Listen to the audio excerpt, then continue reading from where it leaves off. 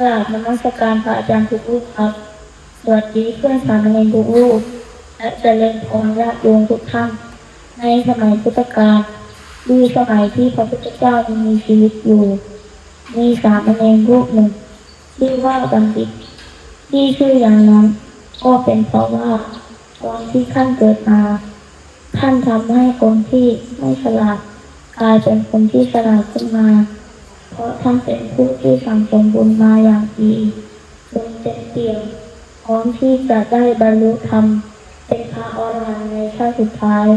เมื่ออายุได้7 ปีท่านก็ได้ออกบวชเป็นสามเณรและได้บรรลุธรรมเป็นพระอรหันต์ในไม่ช้าเยนบัณฑิตเมื่อบวชแล้วได้เดินไปบิณฑบาตกับพระสารีบุตร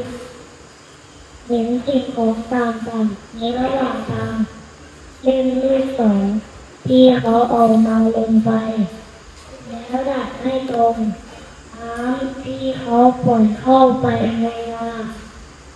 ไม้ที่เขาเอามาทำล้อเกวียนจึงถามพระสารีบุตรว่าพระอาจารย์ครับสิ่งของต่างๆเหล่านี้มีจิตใจหรือไม่ครับพระอาจารย์ตอบว่าไม่มีสามเณรจึงคิดในใจว่าสิ่งของเหล่านี้ขนาดไม่มีจิตใจยังนำมาใช้ประโยชน์ได้ขนาดนี้แล้วทำไมเรามีจิตใจจับจุดผลตัวเองไม่ดีและมีประโยชน์ไม่ได้จึงขอลาพระอาจารย์กลับไปปฏิบัติธรรมที่วัดทำให้เองก่อนใจก็ไปในตัวได้ไม่นานก็ได้บรรลุธรรมเป็นพระอรหันต์ที่เทวดามาดูแลอารักขาความเรียบร้อยมีพระทหารที่ดี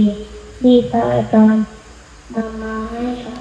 นี่คือเรื่องโดยย่อของสามเณรบัณฑิตทำให้เห็นว่าสามเณรบัณฑิตต้องสั่งสมบุญทั้งทานบารมีทั้งศีลบารมีและทุกบารมีมานับพบนับชาติไม่ถ้วนถึงได้มีปัญญาแบบนี้มีบุญบารมีแบบนี้สามเณร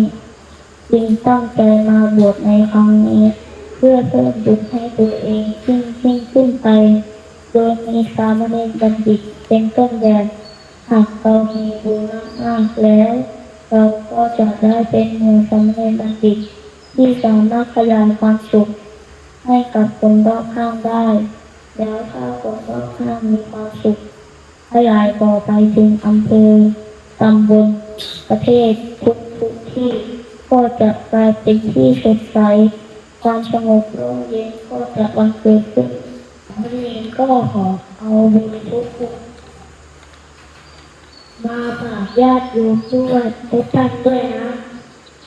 แล้วก็ขอให้บุญนี้ส่งผลให้สามเณรและทุกท่านอีกทั้งคนในอำเภอนี้ตำบลนี้ประเทศนี้อยู่ร่มเย็นเป็นสุขมีสุขกายสุขใจมีธรรมะขององค์สมเด็จพระสัมมาสัมพุทธเจ้าคุ้มครองไว้ตลอดกาลนานเทอญยัตตาวาลิวหาปุราปาริปุเรนติสาคลังเอวะเมวะอิโตทินังเตตานังอุปกัปปติอิทิตังปฏิตังตุมหังคิปะเมวะสมิจจตุสัพเพปุเรนตุสังกปานันโดสันนะสะโสยะถามณิโสติสะโสยะถาสัพพิติโยวิวั